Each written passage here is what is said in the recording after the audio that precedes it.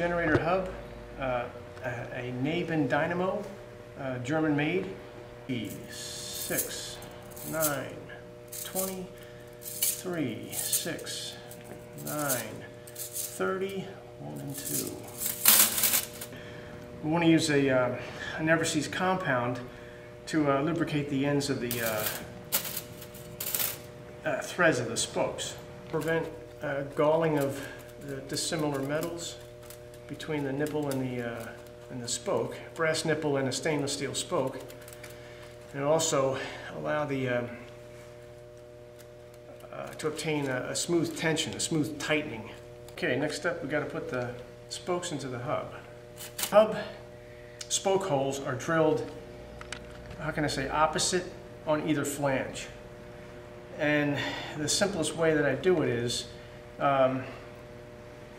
run one of the spokes through one hole in one side of the flange, and then the following hole on the opposite flange, run the spoke through. And this would initiate the buildup and the placement of the spokes. Okay. So then we install the rest of the spokes.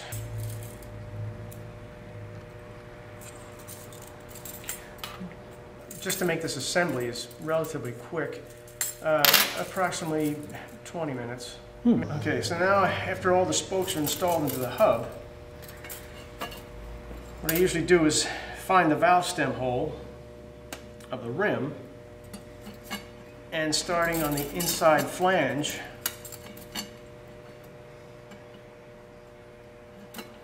start to install the spokes to the rim.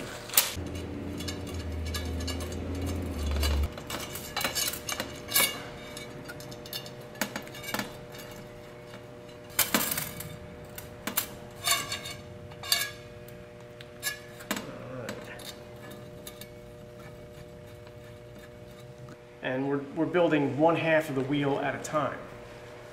So, which could be referred to as a drive side or a non-drive side. In this case it's just a front wheel, so it's either the left side or the right side. And this is where we're going to get a cross pattern. I'm going to count 1, 2, and 3, because we calculated this for a 3 cross. Bring the spoke up and over. Now we're going to start with the other half, and we're going to start again with the inside spoke, and we're going to install it in the second hole through the rim next to where the valve stem was.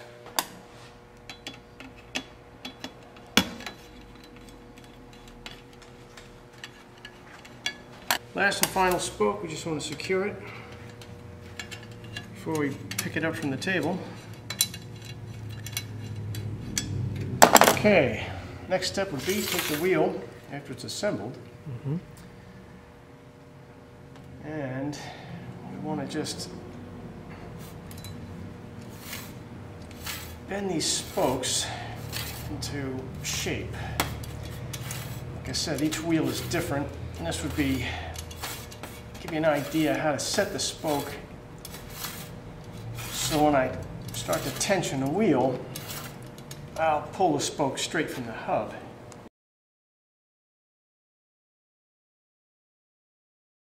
Calipers are going to indicate center, and I'm trying to get the rim to fall to center.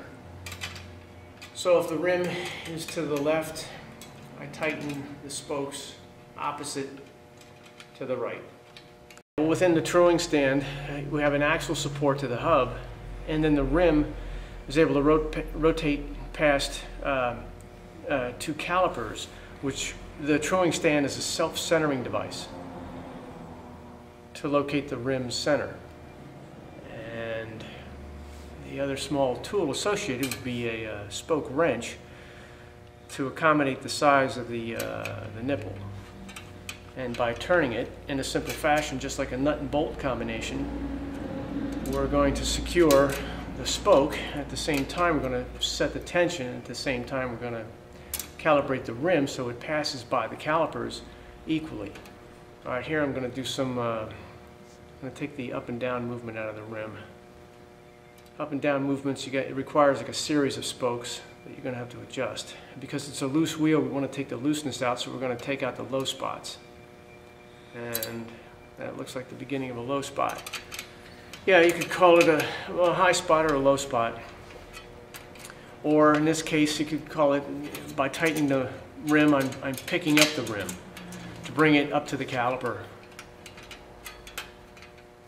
And on the same flip side, if it touches the caliper, I would relieve it and let it come away from the caliper.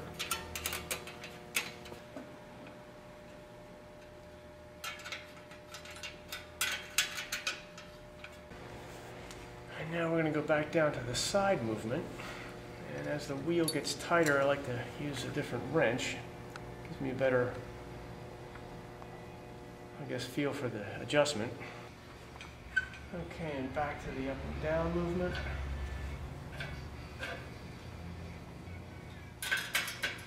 And to make sure that I'm keeping the wheel on center, I like to turn the wheel around.